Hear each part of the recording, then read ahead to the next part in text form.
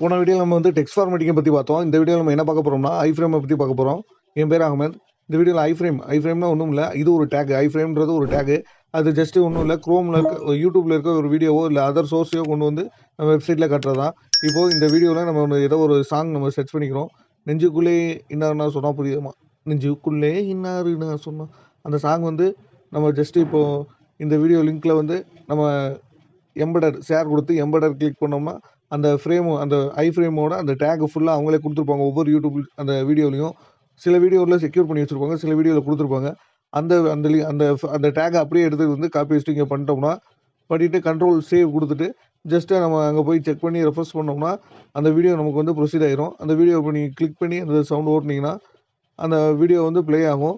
இந்த video play வந்து நான் ஏன் போடலைன்னா, இந்த வீடியோ ப்ளே பண்ணோம்னா இந்த காப்பிரைட்ஸ் இஷ்யூ வரும். அதனால் இந்த வீடியோ நான் ப்ளே பண்ணி காட்டலை. நீங்கள் ஜஸ்ட் நான் சொன்ன மாதிரி நீங்கள் கிளிக் பண்ணி கொண்டு போய் ஜஸ்ட் ஒன்றும் இல்லை, நம்ம யூடியூப்பில் போகிறோம், யூடியூப்பில் போய் செக் பண்ணுறோம், ஷேர் பட்டனை கிளிக் பண்ணுறோம், எம்பெடரை கிளிக் பண்ணுறோம். அங்கே வந்து அது என்ன இருக்கோ அதை அப்படியே காப்பி பேஸ்ட் பண்ணுறோம். அங்கே எம்பெடரில் ஐஃப்ரேம் டேக் என்ன கொடுத்துருக்காங்களோ காப்பி பேஸ்ட் பண்ணி அதை அப்படியே கொண்டு வந்து நம்மளோட HTML டேக்கில் எங்கே வேணுமோ அந்த இடத்துல கிளிக் பண்ணி பேஸ்ட் பண்ணிவிட்டு நம்ம வந்து க்ரோமில் செக் பண்ணி பார்த்தோம்னா ஆட்டோமேட்டிக்காக இந்த பார்த்தீங்கன்னா இங்கே வந்து ஐஃப்ரேம் இருக்குது. ஷேர் பட்டனை கிளிக் பண்ணுறோம், இங்கே காப்பி கொடுத்தீங்கன்னா அந்த சோர்ஸ் மட்டும் காப்பி ஆகும். நீங்கள் எம்பெடரை கிளிக் பண்ணிங்கன்னா அந்த ஃப்ரேமோட டோட்டல் இதுவே விசுவலைசேஷனே அந்த டோட்டல் ஃப்ரேமே டேகே காட்டும்.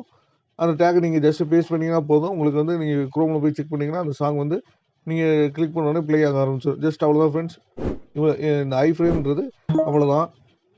நம்ம நெக்ஸ்ட் வீடியோவில் அடுத்த டேக்கை பற்றி பார்க்கலாம்.